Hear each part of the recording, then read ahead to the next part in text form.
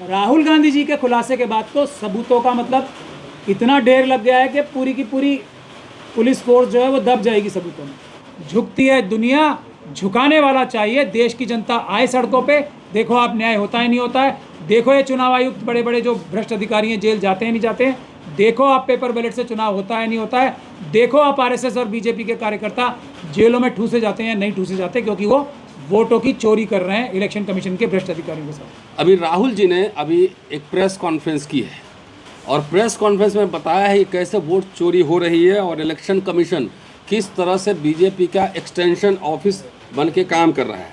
जो सवाल हम लोग उठा रहे थे, अगर 2024 में पॉलिटिकल पार्टीज ने हमारा समर्थन किया होता तो शायद हम लोग उस समय इस बैटल को जीत लेते।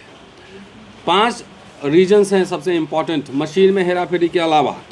बूथ मैनेजमेंट, बूथ पर कैसे लोकल लोग, बीजेपी आरएसएस के लोग कैसे मैनेजमेंट करते हैं, डुप्लीकेट मतदाता, फर्जी अमान्य पते, महाराष्ट्र के चुनाव में भी दिख गया, हरियाणा में भी दिख गया, बिहार में जो SIR हो रहा है आप सब जानते हैं। एक पते पर थोक में मतदाता, इनवैलिड फ़ोटो और फॉर्म 6 का दुरुपयोग, ये दुनिया के सबसे बड़ी लोकशाही में ये वोट की डकैती है। ये चोरी भी हम नहीं कहेंगे, ये डकैती है। तो आज ये प्रेस वार्ता है, हम लोग फिर तमाम जगह जाएंगे, इस मुद्दे को उठाएंगे कि अगर वोट का अधिकार ही, जो कि सबसे महत्वपूर्ण अधिकार था, डॉक्टर अंबेडकर संविधान सभा में इस पर बहस हुई थी और कई लोगों ने सवाल उठाया था कि इनकम टैक्स और शिक्षा के सवाल को वोट के साथ जोड़ा जाए। डॉक्टर अंबेडकर इसके खिलाफ थे, बोले कि वोट का अधिकार जो है ना वयस्क एडल्ट मताधिकार, एडल्ट फ्रेंचाइजीज, मतलब साइमन कमीशन में जो उन्होंने मेमोरेंडम दिया था उसमें भी कहा था, क्लियरली कहा था कि जो पागल है उसको छोड़कर जो एडल्ट है सबको वोट का अधिकार दिया जाए, एडल्ट फ्रेंचाइजीज। अब ये बीजेपी किसी तरीके से, इनकी सभाओं में लोग नहीं होते हैं, वोट कहाँ से आ जाता है ये समझ में नहीं आता है। लगातार हम लोग ये सवाल उठाते रहें, अब ये सवाल ये आंदोलन का रूप लेगा और आज इस प्रेस वार्ता के माध्यम से हम आप सबसे अपील करना चाहते हैं कि बिहार विधानसभा चुनाव से पहले इसको व्यापक मुद्दा बनाया जाए और जिस तरीके से 2 अप्रैल और 5 मार्च को भारत बंद का आह्वान हुआ था, हम आह्वान करेंगे, लोगों को तैयार करेंगे कि भारत में जितने भी चुनाव आयोग के ऑफिस हैं वहाँ पे 50,000 से 1 लाख लोग जाके इसका घेराव करें, क्योंकि चुनाव आयोग अब संवैधानिक संस्था नहीं, बीजेपी का ऑफिस बन के रह गया है, मनमानी पे मनमानी कर रहा है। हमारे साथ हमारे सभी साथी बात रखेंगे धीरे धीरे और ये आंदोलन पुनः हम लोग फिर जीवित करेंगे। राजा साहब है, राजा साहब से आग्रह। प्रोफेसर रतनलाल साहब ने बिल्कुल सही बात कही। अगर पॉलिटिकल पार्टीज हम लोगों की बात जो पिछले साल आंदोलन हो रहा था लोकसभा के चुनाव से पहले सुन लेती तो शायद आज हम लोगों को यहाँ दोबारा आप लोगों को बारिश में तकलीफ़ देने की आवश्यकता ही नहीं पड़ती और एक आरएसएस और बीजेपी की जो सरकार है वो अभी नहीं होती, दूसरी सरकार होती और ये मोदी जी और अमित शाह जी कम से कम इस वक्त तिहाड़ जेल में होते, बाकी लोग भी होते लेकिन ये तो ज़रूर होते। खैर, देर आए दुरुस्त आए। लेकिन अब 3-4 चीज़ें हैं। देखिए, आरएसएस और बीजेपी इस मुद्दे पे ही नहीं, हर एक मुद्दे पे लोगों को भ्रमित करने के लिए अपनी ताकत का, अपनी सत्ता का और अपने झूठे लॉजिक का इस्तेमाल करती है हमेशा। यही काम ये जो अभी राहुल जी ने 2-3 दिन पहले प्रेस कॉन्फ्रेंस करके एक बहुत बड़ी चोरी का जो खुलासा किया है, उसमें मेरे ख्याल से देश की सभी चोरियां, सभी डकैतियों में से ये सबसे बड़ी चोरी और सबसे बड़ी डकैती है जो चुनाव आयोग के भ्रष्ट अधिकारी आरएसएस और बीजेपी के साथ मिलके नहीं बल्कि एक टीम बन के ये काम कर रहे हैं। और ये काम जिसको कहते हैं रिटेल बेसिस पे तो हो सकता था और होता है, दशकों से होता आया है।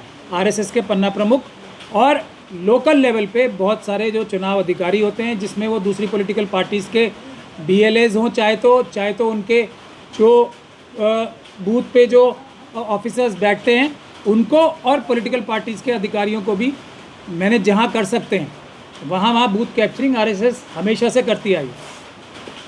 लेकिन ये इंडस्ट्रियल लेवल पे, ये होलसेल लेवल पे जो प्रोग्राम शुरू हुआ है वो 2014 के बाद ही शुरू हुआ। आप देखिए कितनी अच्छी बात कह रहे हैं, और लॉजिक इनके तोड़ना बहुत ज़रूरी है। चुनाव आयोग ने ये कहा कि राहुल गांधी जी एफिडेविट दें मुद्दे को भटकाने के लिए, और उनका सारा इकोसिस्टम, सारी criminal media affidavit affidavit affidavit और एफिडेविट पे कूद पड़ी। मैं जो दुख की बात एक ये भी है कि जो सीईओ साहब हैं कर्नाटक के, वो कर्नाटक गवर्नमेंट के एक अधिकारी हैं। हालांकि जो धारा 13 है उसके तहत वो चुनाव आयोग के साथ डेपुटेशन पे भी हैं, मगर एडमिनिस्ट्रेटिव कंट्रोल अब भी उनका कर्नाटक गवर्नमेंट के पास है। इतनी बड़ी बात मैं आपको बता रहा हूँ, जो कांग्रेस की गवर्नमेंट का अधिकारी है वो भी इतना दबाव में है कि उसे मजबूरी में राहुल गांधी जी को इस किताब के विरुद्ध जाके, जिसके बदौलत और जिसके अंडर चुनाव आयोग काम करता है, राहुल गांधी जी को एफिडेविट फाइल करने के लिए बोल दिया। और उस एफिडेविट को ही अगर आप लोग पढ़ेंगे, मैं आपको ये चीज़ें इसलिए बता रहा हूँ कि आरएसएस और बीजेपी और चुनाव आयोग का झूठ साफ को अब पता लग जाए। उसमें खुद लिखा हुआ है कि अगर इसी एफिडेविट में जो सीईओ साहब ने इशू किया है कर्नाटक के, कि आप ये बताएं किस वोटर का नाम कटवाना चाहते हैं। राहुल गांधी जी ने क्या अपनी प्रेस कॉन्फ्रेंस में एक भी बात ये बोली थी कि ये वोटर का नाम काट दो या वो वोटर का नाम काट दो? इसलिए ये पूरी तरीके से गैर कानूनी एक कार्य करके बात को भटकाने की कोशिश की है, एक बात। दूसरी बात वो ये कह रहे हैं कि एसआईआर, एक तरफ तो आप ये कह रहे हो कि वोटर लिस्ट में धांधली है, दूसरी तरफ एसआईआर की मुखालफत कर रहे हो। मैं इसको उल्टी तरफ से पढ़ना चाहता हूँ। राहुल जी जो बात कह रहे हैं वो सच है, इसीलिए तो एसआईआर की ज़रूरत पड़ रही है। लेकिन यहाँ पे चोरी क्या है? असली चोरी है, जैसे अंग्रेजी में कहावत है ना, the devil lies in details. चोरी यहाँ है कि चाहे एसआईआर हो, चाहे जो ये वोटों की चोरी होलसेल लेवल पे पूरे देश में आरएसएस और बीजेपी ने चुनाव आयोग के भ्रष्ट अधिकारियों के साथ मिलकर की हो, ये बेईमानी करते हैं, ईमानदारी से काम नहीं करते। पहले भी यही काम किया और एसआईआर के दौरान भी वही काम कर रहे हैं जो साल भर या पिछले 10 सालों से करते आ रहे हैं।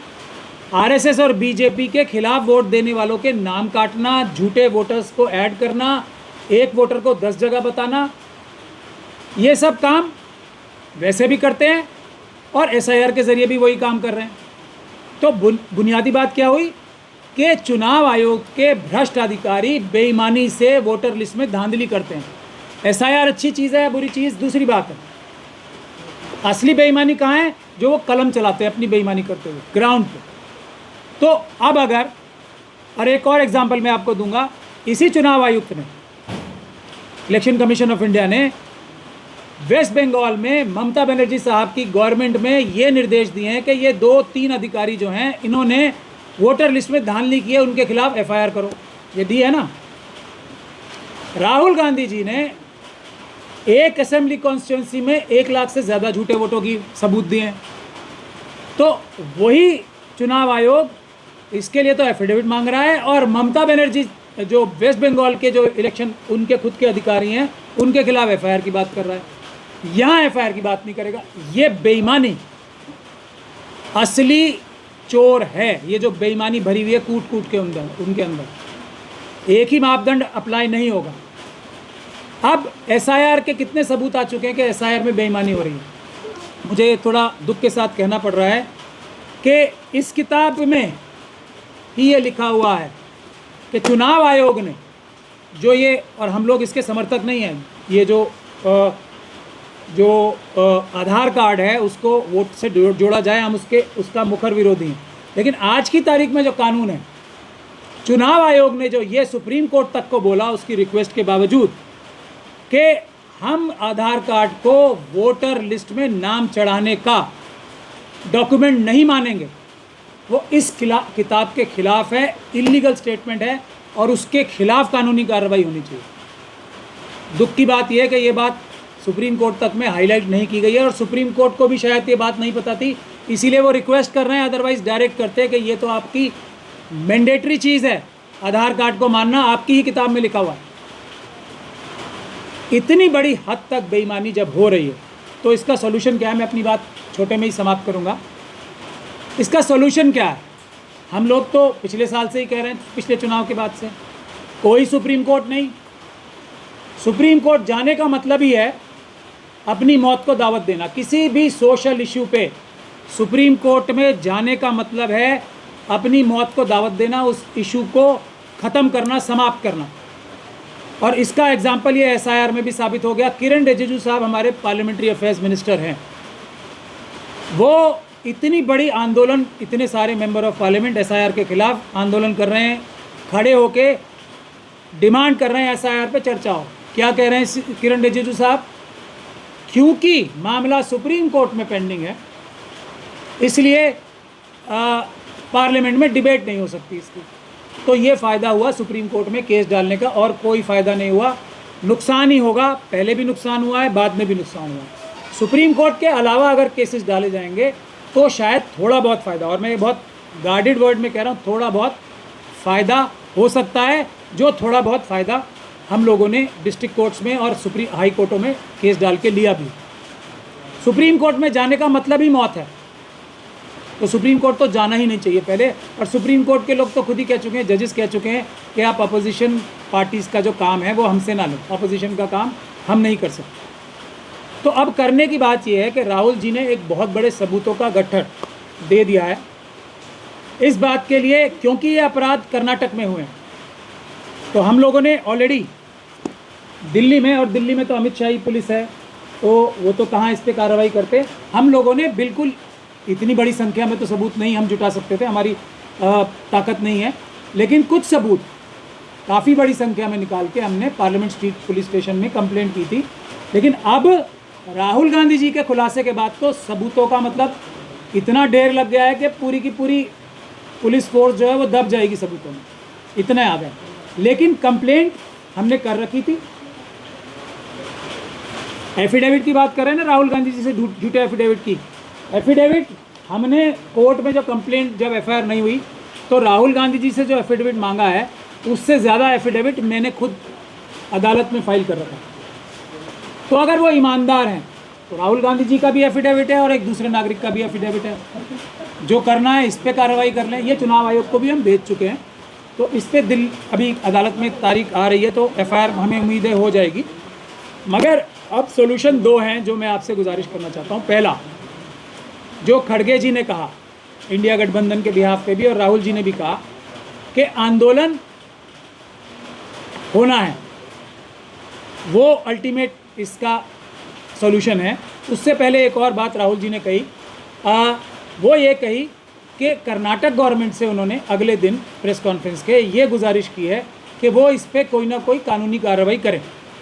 तो अगर कर्नाटक की गवर्नमेंट इसमें FIR दर्ज करती है, कोई भी व्यक्ति जाके कर सकता है FIR दर्ज। कर्नाटक गवर्नमेंट का काम सिर्फ इतना सा है कि एक ईमानदार और समझदार पुलिस ऑफिसर को इस केस का IO बना दे, दैट्स इट। अगर ईमानदार और समझदार ऑफिसर बन जाएगा तो वो कानून के हिसाब से सबसे पहले तो मुकदमे दर्ज करेगा, और मुकदमे दर्ज जो होंगे इसमें वो इतने सेक्शंस लगने वाले हैं इसमें, क्योंकि ये पैसे की भी अमानत खयानत है। अभी चुनाव आयोग ने पिछले ही हफ्ते पैसे भी बढ़ाए हैं अपने BLOs के और इलेक्टोरल रोल ऑफिसर्स के। क्यों? मेरा ये मानना है, मेरा ओपिनियन है कि रिश्वत के तौर पे बनाए हैं कि हम आपको पैसे दे रहे हैं क्योंकि हम आपसे गलत काम करा रहे हैं। ये अभी अभी बढ़ाए हैं, कई सालों से, मतलब 20-25 साल से नहीं बढ़े थे पैसे, चलिए बढ़ा दिए। तो ये पैसा और जो दूसरा पैसा उन्हें मिलता रहा उसमें उन्होंने अमानत में खयानत की है। अगर राहुल जी ने जो सबूत दिए हैं वो वोटर लिस्ट को मेंटेन करने की जिम्मेदारी पूरी तरीके से इलेक्टोरल रोल ऑफिसर्स के ऊपर होती है, चुनाव आयोग के ऊपर होती है। नागरिक के ऊपर ज़ीरो जिम्मेदारी है। ज़ीरो मतलब ज़ीरो। अगर आप चाहेंगे सवालों में तो आपको मैं प्रावधान भी बता दूंगा सभी। एक बात तो हो गई है। साथ के साथ जो राहुल जी, कांग्रेस पार्टी और दूसरे लोग मांग रहे हैं, machine readable digital voter list जो चुनाव आयोग दे भी रही है, तो इस फॉर्म में PDF के दे रही है कि वो कन्वर्ट भी ना हो सकें कागज़ से, उस फॉर्म में मशीन रीडेबल में कन्वर्ट भी ना हो सकें। तो वो भी, ये जो IO होगा ईमानदार, वो तो अपने आप जाके चुनाव आयोग के सिस्टम में से अपने आप ले लेगा ना, उसके पास तो कानूनी शक्ति आ जाएगी BNSS के ज़रिए। तो ये दोनों चीज़ें अपने आप मिल जाएंगी। और उसके बाद दूसरी चीज़ है, और उसका कोई तोड़ नहीं है, आंदोलन अगर हो गया शुरू तो जनता अपने आप संभाल लेगी। और राहुल गांधी जी कोई कांग्रेस पार्टी की तरफ से कांग्रेस पार्टी चुनाव जीत रही है या नहीं जीत रही है उसलिए नहीं बोल रहे हैं, पूरी देश की जनता का दबाव है, वो लीडर ऑफ द ऑपोजिशन है, जनता के कहने पे, गुजारिश करने पे, जनता के दबाव में वो ये बात कह रहे हैं। और उन्होंने इस शब्द का भी प्रयोग किया है अपनी प्रेस कॉन्फ्रेंस में कि बहुत सारे लोग झिझक के हमारे ये बात बोलते थे, लेकिन जनता मजबूर करती है ऑपोजिशन पार्टी के दोनों लीडर्स को, लोकसभा में भी और राज्यसभा में भी। सिविल सोसाइटी मजबूर करती है उन्हें, हम दबाव डालते हैं उनके ऊपर कि आप ये करो, आंदोलन करो, देश की जनता। और मैं ये बात अपनी तरफ से नहीं कह रहा हूँ, सिविल सोसाइटी में पूरे जितने भी लोग हैं उनकी तरफ से कह रहा हूँ, देवा सायम साहब की तरफ से कह रहा हूँ, जस्टिस कोलसे पाटिल साहब की तरफ से कह रहा हूँ, डॉक्टर प्यारेलाल गर्ग की साहब तरफ से कह रहा हूँ, और मेरे साथी तो यहाँ बैठे ही हैं। राहुल गांधी जी के पास कोई ऑप्शन नहीं है, देश की जनता उनसे कह रही है आप आगे आओ और लड़ो, हम आपके साथ हैं। अगर आप नहीं लड़ोगे तो जनता आपसे नाराज़ होगी, इतनी जनता उद्वेलित है। आखिरी बात मैं अपनी बात कह के समाप्त करूँगा। हम लोगों ने एक इशू उठाया था, ये जो वोटर्स की हेराफेरी हो रही है, ऐसा नहीं है कि महाराष्ट्र में जो 75 लाख या जितने भी 50 लाख से ज़्यादा वोट ऐड किए गए, वो 50 लाख के 50 लाख लोग जाके या बीजेपी के कार्यकर्ता वो अपनी इंक मिटा के हाथ से फिजिकली वोट डालते हैं। चोरी, मेजॉरिटी चोरी वोटों की होती है तो वो मशीनों के द्वारा होती है। पेपर बैलेट ही असली रास्ता है। पूरी दुनिया में पेपर बैलेट पे लोग वापस गए, राहुल जी ने भी ये बात कही थी। तो हमारा असली स्टेप, आखिरी स्टेप, पेपर बैलेट को हम क्यों मानते हैं कि धांधलियाँ कम से कम दर्जन से ज़्यादा हो रही हैं, दर्जन से ज़्यादा तरीक़ों से हो रही हैं, लेकिन पेपर बैलेट अगर शुरू हो गया तो सारी धांधलियाँ जो आरएसएस और बीजेपी करती है वो कम पड़ जाएंगी। पेपर बैलेट उन सब पे भारी पड़ जाएगा और कम से कम ये सरकारें हट जाएंगी। उसके बाद जो भी सरकार आएगी वो चुनाव के कानून में भी और इलेक्शन कमीशन के जो फंक्शनिंग है उसमें मेजर रिफॉर्म्स लाएंगी, ऐसा हम लोगों का मानना है।